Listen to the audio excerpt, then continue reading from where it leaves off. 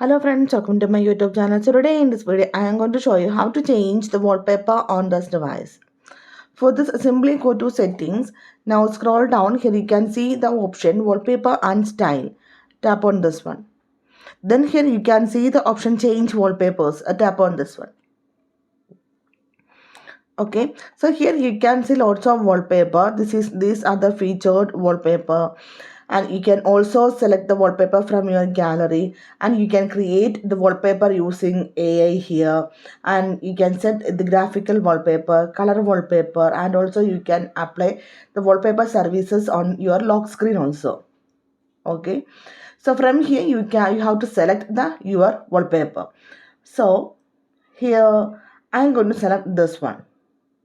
So if you want to apply the wallpaper for both the lock and the home screen, then you need to select both of them.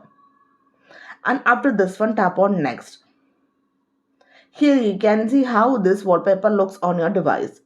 Tap on done. If you go to the home screen, now you can see the wallpaper is changed.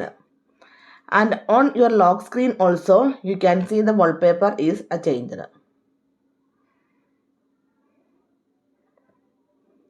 Okay. So simply in this way, we can change the wallpaper on this device.